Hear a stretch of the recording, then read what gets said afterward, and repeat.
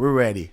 One more podcast here with Dominique Bell. What's up? Clap it up for Dominique Bell. Yeah. Hey, Dubious. I know, like, you trained Jiu-Jitsu for a long time. You're a black belt in Jiu-Jitsu, black belt in Judo. Mm-hmm. And the reason I'm doing this podcast because I want to pick up a little bit your brain, about technique, in Jiu-Jitsu. Mm-hmm. But also, lately you're doing great in Judo. Mm-hmm. And I want to, get your thoughts about, the best takedowns, the best techniques, to throw the opponent, right?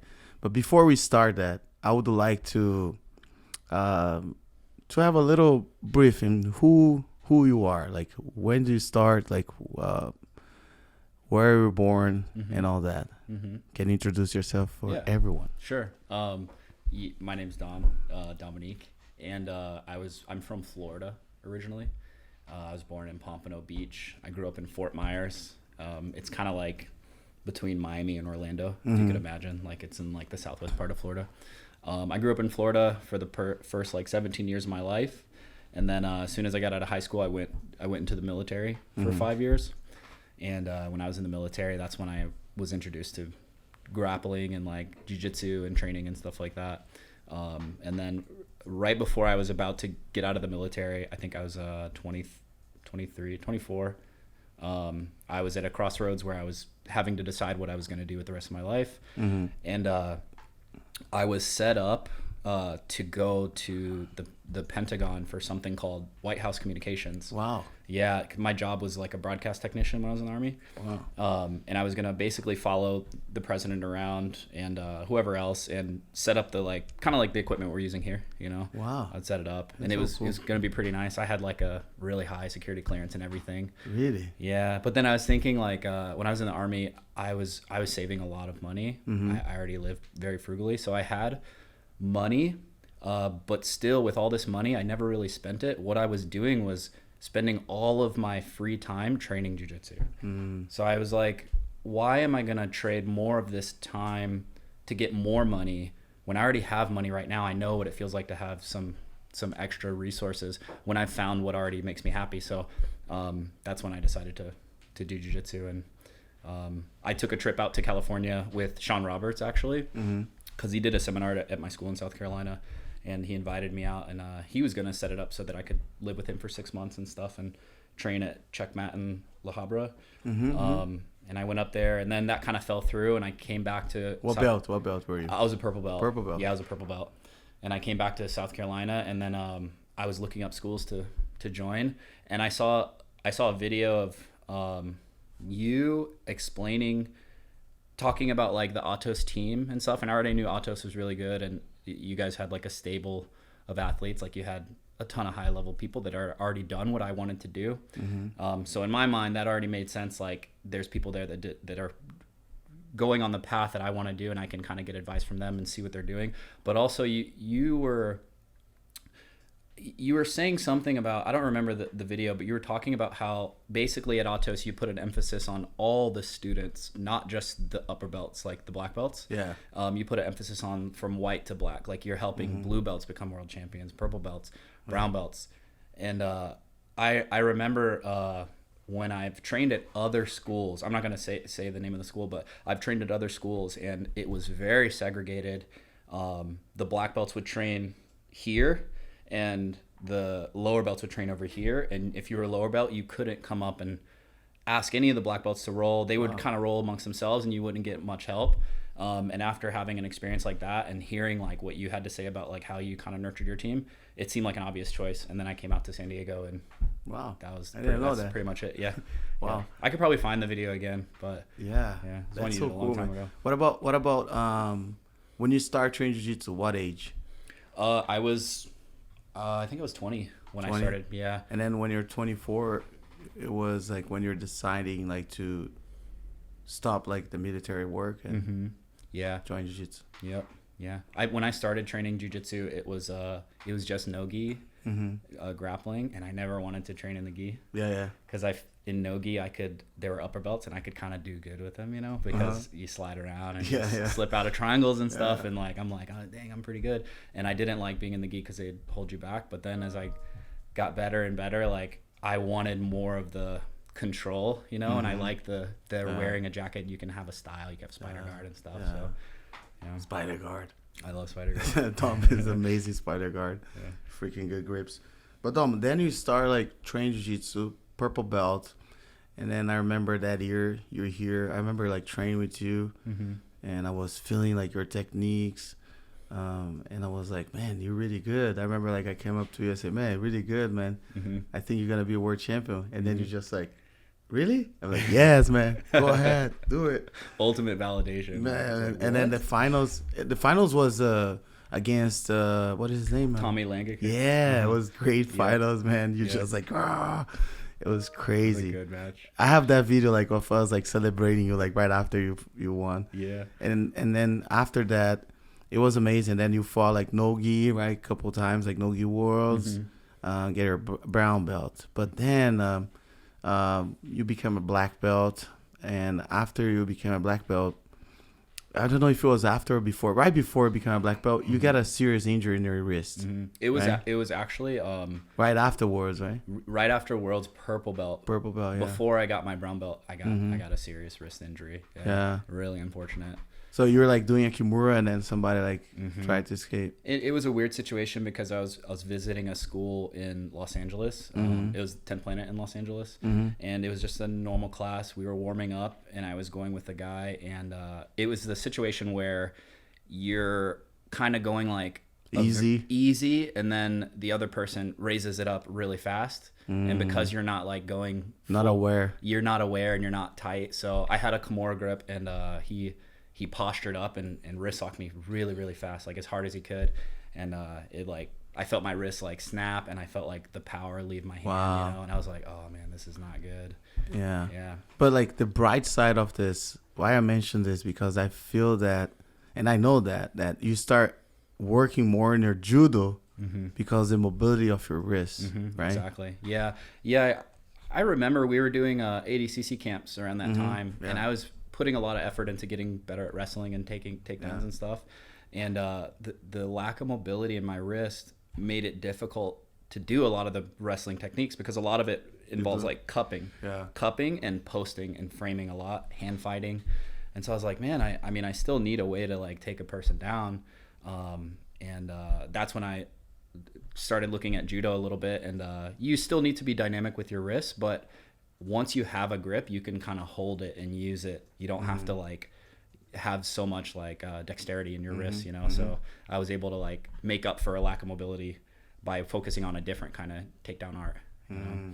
That's initially what like was drawing me to it, is I wanted to have a way to take people down, but I didn't have like the wrist mobility and, you know, structure to like do a lot of wrestling. Yeah. And I know you studied a lot of video. Right, you watch a lot of video. I love your breakdowns. Like when you post on Instagram, it's so cool.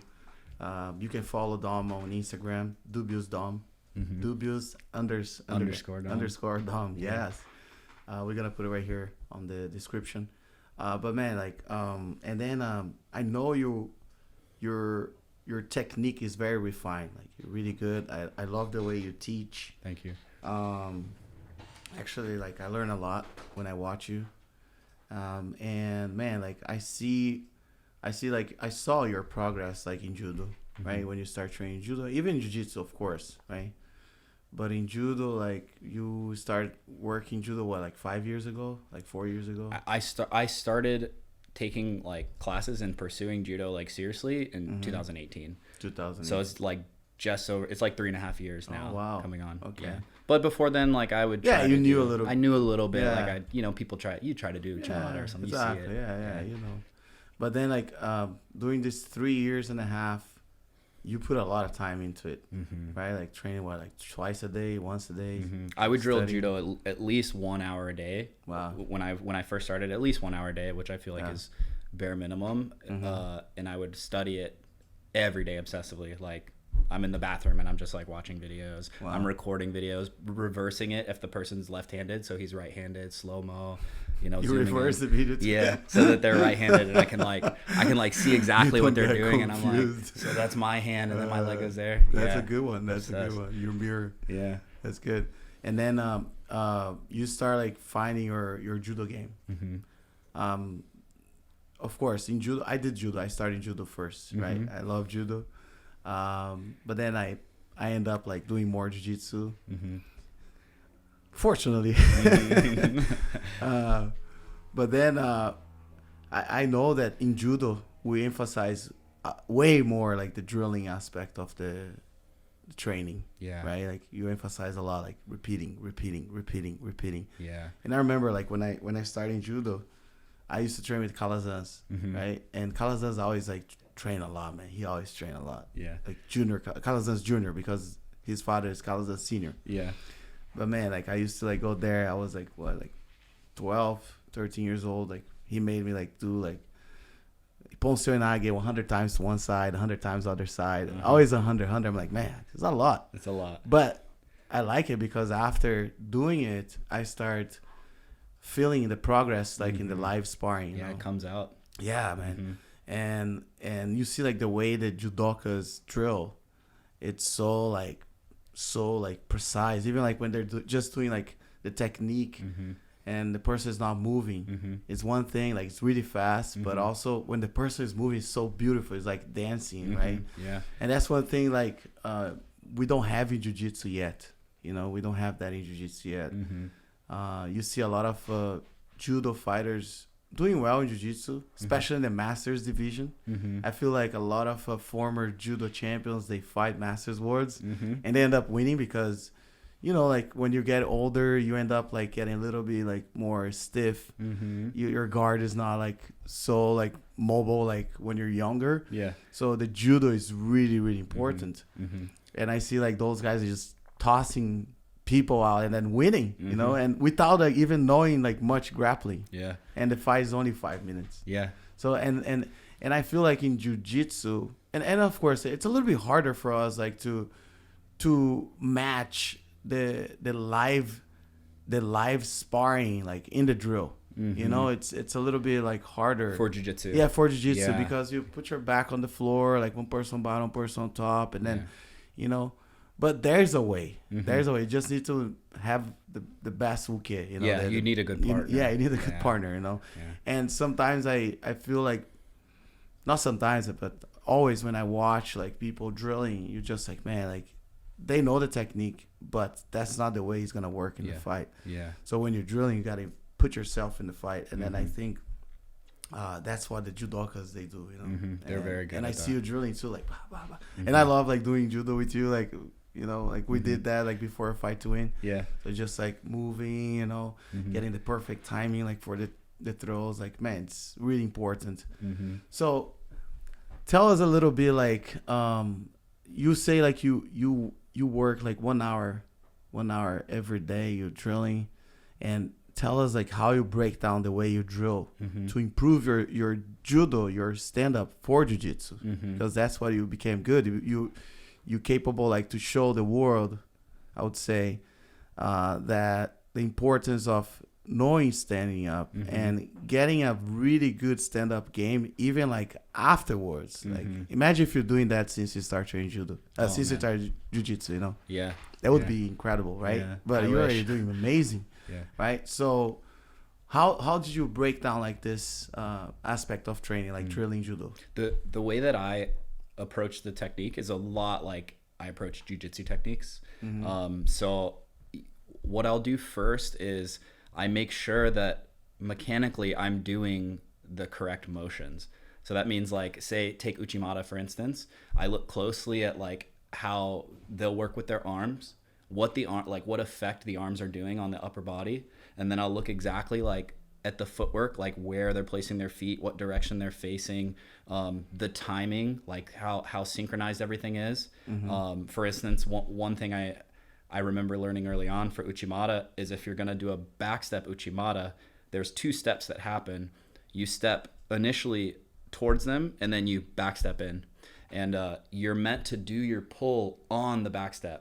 So that's like a detail a lot of people will miss for a very long time, and they won't understand why their Uchimata works, and it's just like an oversight on that. So the first part is making sure that all these drills you're about to do going forward are based fundamentally like on the correct technique. Yeah. You know, so you got to make sure you're doing it right, or all these reps are wasted. For sure. So I would study a lot, and I would make sure I would do the technique correctly. And one thing that helped me a lot is when I first started really trying to pursue judo, I would record myself doing the technique the way that I thought it was supposed to be done, and then I would bring it to somebody that knew judo better than me. Like, for instance, I was taking classes with Justin Flores, and I would show him, and I would say like, hey, what do you think about this? Like, am I doing this correctly? And he would make like little minor adjustments, and then I'd know, okay, like now I have a better version of that, and I can start doing the next stage of like improvement, which would be, I feel like getting tons of reps to build coordination and strength doing the motion.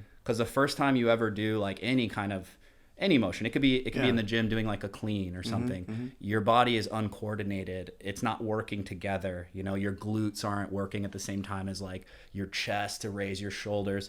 So you need to do a lot of rote drilling to build that coordination and strength.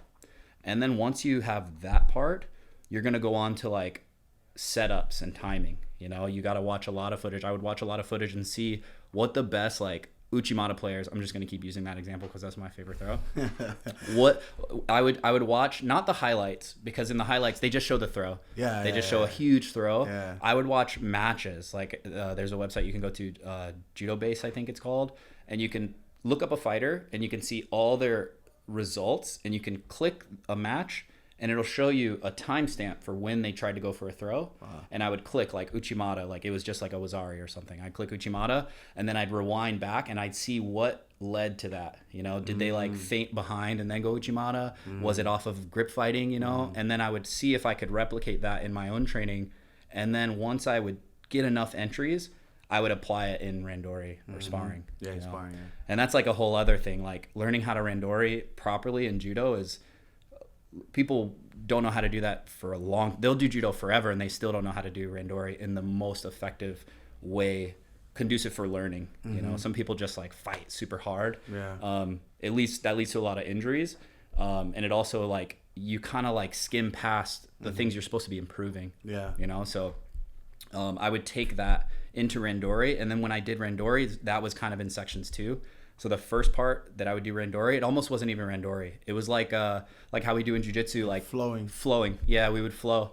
Like I would go with one of my training partners I trusted, and I would say like, okay, we're going to take turns throwing each other, but you're not going to know when I'm going to do it, but you know that it's my turn. And we would move and we would grip fight, and I would give like a little bit of resistance, and then when I felt him enter, I would take the throw. You know, so you start to learn the timing, you start to learn like when it's there, when it feels awkward, you get feedback. And then you move to the next stage where you're doing more live sparring, but you're never fully resisting when the person comes in. You know, when you feel that throw starting to happen and your hips are getting lifted off the floor, your resistance stops and you just do like your ukemi, your break fall, you know? And then once you get very comfortable with all of that, then you move on to actual randori. You know, then you get somebody you can trust and you go at it, and you still take the falls when they come, but you don't have to like give it to the person. You know, I think for me, this is the way that I was able to get to a level that I'm proficient, but also like minimize injury. You know? I've never gotten a serious injury from judo except one time before, I like way back when I tried it one time and I hurt my shoulder because I was resisting super hard. You know? Like the guy trying to throw you and then you resisting as hard as I could. Like bury me first. Like he was trying to do taitoshi, and I could see the floor like coming at my face, and I was like, never. Like I just like resisted as hard as I can. You land on your shoulder. Oh, super bad. Yeah, I had like my clavicle, you know, like did like this, sucks. And my shoulder was down. You know, that's one thing I do when I'm doing judo. For example, if I call you to train, like I know you have a great judo, I know you're gonna go for your Ushimata, your throws. One thing that I do, I don't know if you notice, like when I'm doing judo with you or training stand up, I just go, you know, like the guy get a perfect takedown. I'm like, man, let me go, you know, and then I just fall and then stand up again. When it's a perfect takedown, you don't need to like resist, you know what I mean? It's training, right? And also like when you do it and I feel like the way you're doing it, I'm learning as well. Exactly. Right? So I think like that's the secret, you know. And a lot of people, they don't understand that, especially jiu-jitsu guys. I think a lot of people are scared of the fall. They never get over that fear. I know people I still train judo with to this day that are so scared to fall. They like it's kind of hard to train with him. You know what I mean? And that's when you get hurt. That's when you get hurt, exactly. Because what happens is when, say, somebody enters for a throw, you feel they've got you, and you still fight it as hard as you can. All you're doing is making the time you have to safely break fall shorter and shorter and shorter and shorter and shorter, to the point where you finally go over and you just land right on your shoulder, on your back. You know, you want to just kind of go with it, like you like to do, like just go with it, take the break fall, you know, absorb whatever technique you can out of it, and then go again. And sometimes I feel like more I stiff my body to not let you take me down, harder is the takedown. Like let's say for a Taiotoshi, for example, man, when you try to block that, you go like super hard. It makes it bad. I'll resist for a second, and when I feel I'm about to go, I'm like, I'm just gonna go. Like it's. Dom, have you fall and then you feel like your lungs like closed? Yes, but okay. When I first started, like I used to hug onto people when they would throw me. Oh my god! So like that's they land on you. You'd like pull them down on top of you, you know. Yeah. So like then they just squeeze you like an accordion, like. One time that happened with me, man. You just stand up and you just like. Nothing comes in, like it's terrible. You take like 2 minutes to tie your belt. Oh my god, it's the worst. Yeah. But and then like how many, for example, like you pick like 4 or 5 takedowns that day and then drill it, or you do like always the same takedowns or the same throws, or how many times you repeat each? Like it's by time, or I like to do one major like technique if I'm working on something. Like I'll just do one version of Uchimata, and then maybe I'll throw entries and like things around it, like grip fighting entries, like a small foot sweep to set it up. But I don't like to go into like a session and like just have 2 major things to work on, because it just splits your time. I like to get a lot of reps on one thing and just add stuff around it. You know what I mean? Nice. So you pick like, for example, the Ushimata, and then footwork, and then like setup, and then like hand fight, just a pull. I'll use like grip fighting, I'll use movement, you know, and then maybe a little setup. But the actual mechanics that I use for the throw is always the same, you know. Yeah, and the grip fighting is the most important thing. Yeah, absolutely. Like it's like, I remember when I did judo in 2008. I did 1 year of judo. Man, I was like throwing everyone easy, and then even like if you don't throw, the good thing of doing judo, you always make the person late. Like they're gonna be late. They you know, like you're gonna grab, you're gonna start shaking them, like they're gonna be like, oh, what's happening? Like they're gonna pull guard, they pull guard all wrong, no grips. And it's easy for you to pass. They just don't want to be in whatever situation, whatever plan you have for them, they just don't want it. It's really good, man. Yeah. The hand fight. It's a great feeling too to have that within your game. Yeah. It's very, very good. I think if you're kind of worried to learn judo, or like you're apprehensive about it, maybe you're older, you feel like your body can't handle it, at least learn the grip fighting and learn the ashiwaza. You don't need to learn foot sweeps, foot sweeps. Foot sweeps and foot sweeps counters, because if you know how to grip fight, nobody's going to take you down, nobody's going to throw you. That's what the grip fighting is for. It's like controlling the distance and controlling, you know, if they can like get in on you. And then you learn foot sweeps, and those are so low risk, you know, and you can get really, really good at those. You know, it's simple, right? So simple. And like once you know the kind of like the trick around foot sweeps, they just start to come, you know, they just start to like. And you showed this on your instructionals, your course. A lot of foot sweeps, Ushimata, like more like simple ways, like to not like giving on your back, because in jiu-jitsu that's what you're concerned, you know. Giving up the back. That's the biggest thing. There's a lot of throws I won't do, just because the reward isn't really worth the risk of them taking your back. It can still work, but there are other techniques you can use that are low risk, give you the same payoff. Like Izaguruma. You know the Izaguruma? Yeah. It's the one that you go over like this. It's pretty much you giving the back to throw the guy. So, but I feel like a lot of people, they think like, oh, I need to learn judo, so I need to do Ponsei Nage. I need to do Morotesei Nage. I need to do like a Ushima. No, you can do like simple stuff. There's way easier techniques you can learn than the big ones. The reason you want to learn the big ones is because they look really cool. You know, they look awesome. There's nothing like a big Seianagi, you know what I mean? But you don't have to learn that stuff. I remember like when I used to train in judo,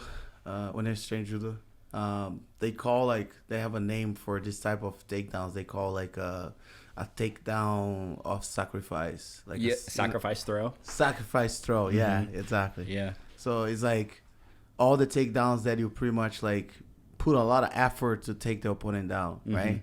But those like foot sweeps, the ashi part of how you call it? Ashiwaza. All the like footwork. It's like less sacrifice. Like Yeah. It's simple, easy, right? I mean, for jiu-jitsu is the best. Right? Oh, it's the best. And it's the best feeling too, I think. It's so when like, you get the momentum, right? yeah, and they just fall and they're surprised. And then you're surprised too, but you got to act like you're not surprised. You got to like, I meant to do that. You know? Yeah. Man, it's so good when you like foot sweep and then the person like fly and then perfect takedown. So nice. So it's surprising. amazing, Dom. Amazing. But Dom, I see like because of your judo, you start improving your knee cut. Because the grip fight that you're doing, people start getting scared with your judo. They start pulling guard. And then when they pull guard, you pretty much have already your grip set. And then you just like, go for a nice knee cut. Yeah. So, You start to feel like if I go with somebody and I start grip fighting really hard, I can tell by their posture if they're about to pull guard kind of sloppy. And if you already have like a strong guard pull interception, whatever that might be, mine is like I like to do the knee cut. Yeah. You could have like you know how Lucas likes to do like 2 hands and the cartwheel over. Cartwheel, yeah. If you know exactly when they're gonna pull guard, it's devastating. That's what Lucas does too. Yeah. Lucas has an incredible judo too. It's true.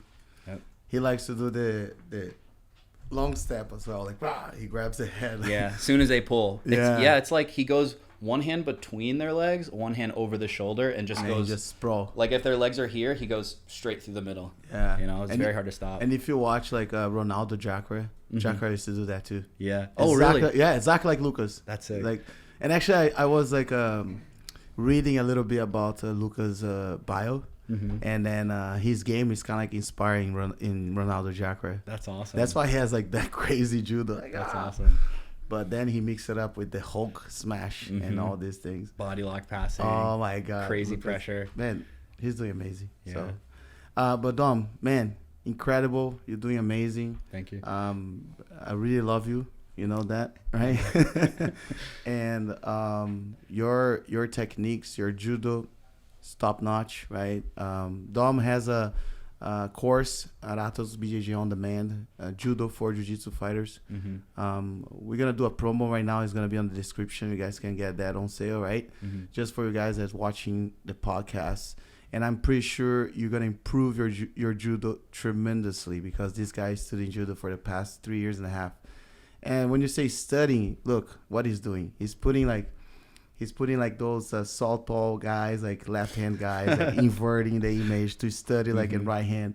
So he does like a lot of those things. So I would say like Dom is a jiu-jitsu nerd, right? Yeah. He loves that. And man, implementing the judo techniques to jiu-jitsu, it's completely different, right? Because you're not fighting judo, right? You're gonna fight jiu-jitsu, so you just gotta know how to do it. And also, the judo that we can use for jiu-jitsu nowadays, we can, for example, you can study like old school footage where you're going to see a lot of single legs, double legs, which is the morotegari and all that, you know? So you're going to see like a different judo than nowadays because nowadays you can't touch the legs. Can't touch the legs. Right? It's all upper body. Yeah. So that's like, when they did that, I was kind of like, oh man, that sucks, you know? Yeah. But it makes judo beautiful, you know. You know why they do that? You know why they did that? You know why? I think, correct me if I'm wrong, it was because Russians were coming in and just destroying people with big takedowns. Yeah, because they're wrestlers. They start doing better than the actual judokas. You know, like they grabbing the legs. But that means like the wrestling is better than judo. No, it's just different because you're in a posture and the guy surprisingly grab your leg and start like scramble right there in their leg. There's a guy in Brazil. He's amazing. He's a 2-time world champion, João Derli. And he won like 2 or 3 times worlds, like just doing that. He used to do like a nice kataguruma and a nice like a single leg, like outside single leg, but then he like roll. Like you do like a kind of like a roll and then makes you like fall on your back and then nippon. Nice. And then I remember like it was like right after his 2nd or 3rd world title, they cut that off because the best one of the best Japanese guys were in his weight division. He ruined the guy's career. Oh my gosh. And then they're like, man, we gotta stop with that. you know. Yeah. And that's why like they cut off like all the single legs and double legs from judo. It makes me kind of sad. Right. It makes me kind of sad because I wonder what it would look like now. Like what techniques would have evolved from that if they just let it kind of run its course. Yeah. Like how jiu-jitsu has evolved so much from like when Spider Guard was like new, you know what I mean? Yeah. And now look what we have now. Yeah. We probably have crazy like I would say like we call catada de perna in Portuguese, which means like when you catch the leg, right? Like everything, like you do all the throws you do, like grabbing the leg. So I think grabbing the leg in judo is like heel hook for jiu-jitsu. You know what I mean? It's disgraceful. It's like it's like something like it's good, it works, it's very effective, but nobody wants to see that. They want to see like something else. You know what I mean? Not that they don't want to see heel hooks, but you know what I mean, right? Yeah. It's kind of like something that kind of like, oh, there's this guy, he's amazing. You know, he has like sick Morotesio Inagi, like super classic judo. Yeah. And there's a Russian guy, like just like grab the leg. Pull. He couldn't do a Seinagi to save his life. But he'll grab your leg. Exactly. It reminds me of like sumo. In sumo culture, like it's kind of dishonorable to avoid that first clash. Oh, really? Yeah, like it's because I remember watching this Russian guy who did sumo, and they always clash at first, but he would just like dodge them. And I saw that. Yeah, I saw that. And it's like a smaller guy, right? Yeah, and he would arm drag them, and it was like dishonorable, but it's more effective. Yeah, you know, that's kind of like the leg grabs too. I feel that's like, crazy, you know? Huh? It's not always like what's most effective. Yeah, you cannot just like dodge the guy like a bullfighter, you know. But man, have you done judo? Judo, no, sumo. No, I haven't. You I think it'd be fun. Don't they slap each other? Imagine Dom with those big like speedos. How do you call that? The name of the you know. I just call it a diaper. That's what it looks like. That's what it looks like. It's a diaper. It's true. It I like those like things that come off. You know, like those spiky things. Those what is that? Cool. You know that? I don't know. They look cool though. I like should they study more sumo. You know who did sumo? Lyoto Machida. Oh really? Yeah, he did sumo in Brazil, cool. In Japan. And he used some of his sumo in his fights, if you see. That's like every crazy. time they close, he used a lot of stuff there. That's crazy. He's a good sumoka. Do you sumoka, remember? you say sumotori, Sumotori fighter. Sounds. Yeah, sumotori, I think. Right. Do you remember when I think it was Rashad Evans. No, it wasn't Rashad Evans. Who was that MMA fighter that did sumo one time? Sumo one time, MMA fighter? I want to say Rashad Evans. I think like, I remember one time like Anderson Silva, he fought in Brazil against like native Indians from Brazil. Really? Yeah. He fought like he went to the, how do you call the place where the Indians like they live, the I call aldeia. It's like the community. The community village. You know? Yeah, like a village. Yeah, the village for the Indians, and then he went there. He like, you know, paint his face and all that, and then he like it was kind of like a sumo. That's cool. You know, and like they fighting. It was nice. That's cool. It's on YouTube. You can watch that. Dang. Yeah. But Dom, incredible, man. That's it. You know, I just wanna see like what you're doing to make your judo like special for jiu-jitsu, right? And it's a great pleasure to have you here. Thank every you. day. Thank you for having me on. Yeah, this is fun. And what is your goal right now? You gonna fight judo soon or? There's a small judo tournament coming up in October in San Diego. I'm thinking about doing it just because I think it helps. How many judo tournaments you fought? I've done 2 so far. 2? I did one at green belt and one at brown belt, but I haven't done one at black belt. But you won all? I won the first one and I lost the brown belt. I had so much fun, but it was just like, it was at a point in my judo where I had a lot of holes. So I went against this black belt and I was fighting really hard, and then he just like foot swept me. You know, just little things like, yeah. It looked like in a cartoon where you like slip on a banana peel. Yeah, I made a highlight, but I took that part out. Oh, really? I lost that footage. For sure. If you watch the highlight, it looked like I just crushed it. Look, I crushed this guy, but I lost. Yeah.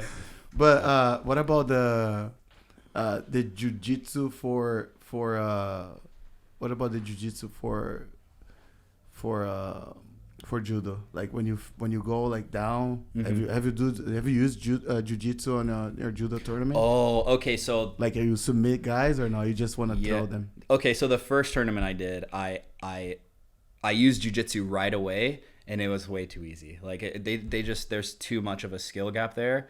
And so I came off the mat, and the person who was there with me, I think it was Gabriel Mendez, he was like, hey, don't use jiu-jitsu. And I was like, okay. And then I had to use judo, and it was a little harder. And then the second tournament I did at brown belt, I just wanted to win. So like I was using jiu-jitsu, but I was doing like a lot of like tomonagi, and like I remember one guy did a throw where they give the back, and they tried to like fall to turtle like they do in judo, and I did like a bow and arrow and stuff. Right so, away. Yeah. I was like, I just want to try to win this. Yeah, it was cool.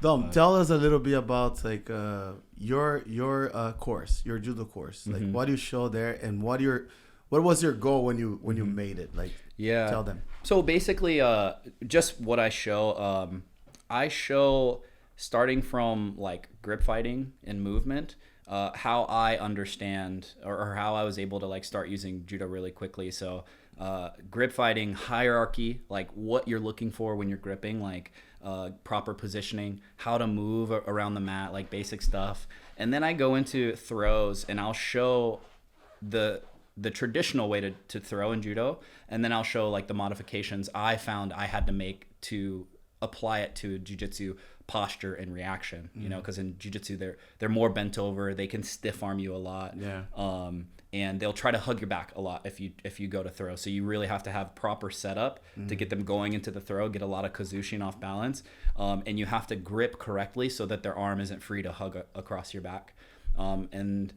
Basically I just go through all the throws that I myself kind of like researched and found like, oh, I like this one. This one has a game in my a place in my jiu-jitsu game, and this is how I have to modify it versus like, oh, this throw works in judo, but I'm finding it's too punishing in jiu-jitsu, so I won't really use this one. You know, so it's like my first iteration of like trying to take a judo techniques and concepts and apply it to a jiu-jitsu situation, and I explain it and break it down for them in a way that I feel like is pretty digestible. So nice. Yeah. And then this can be like for white belts to black belt. Yeah, absolutely. Yeah, I think anybody can apply the techniques for sure. I think in jiu-jitsu, as far as the judo goes, unless you've already studied judo, we're all white belts, you know what I mean? Like I've done judo with black belt. I've done judo with jiu-jitsu black belts and jiu-jitsu white belts, and some jiu-jitsu white belts feel better than jiu-jitsu black belts. Crazy, huh? Yeah. So I think for any jiu-jitsu belt level, this would be helpful, you know? All right. What about when you go in class and say, okay, guys, let's warm up with the Sotogari. And then you see like a white belt doing perfectly. And then you look at the black belt, he's like all sloppy. Yeah. It kind of, I don't know. It kind of like, it feels, I don't know. It should be humbling for them, I think. But I just look at them and I say like, look, this is why you have to do it this way. You know what I mean? And then I'll say, look at the white belt, see how he's doing it. You know? It's all about because you're training. Like, for example, if you ask a judoka, like a judo fighter, to train jiu-jitsu, they're going to struggle a lot too. Same thing. And then you ask them, like, you prefer judo or jiu-jitsu? They're going to say judo. Yeah. And then in jiu-jitsu, you ask a jiu-jitsu guy to train judo. They're like, I don't like it. And then you ask them, you prefer judo or jiu-jitsu? Jiu-jitsu, of course, because you train more. You spend more time right there, you know? So, I think that's to combine. That's the first leap you have to take, is being okay, being brand new at something. Especially if you're a black belt, you can't come in thinking you're going to be good at something already. You know, you got to always have the white belt mentality. For sure. Ready to learn. Definitely, Dom. Yeah. All right, we're done here. Thank you so much for watching. Hope you guys love it, right? Because he like showed us so many great stuff, and I know that will change your mindset in training, especially judo for jiu-jitsu. All right, this is Dominique Bell, Dubious Dom. All right, Dom, very good to have you here. Thanks, man. Professor. Thank you, brother. Cool. Take care. Thanks.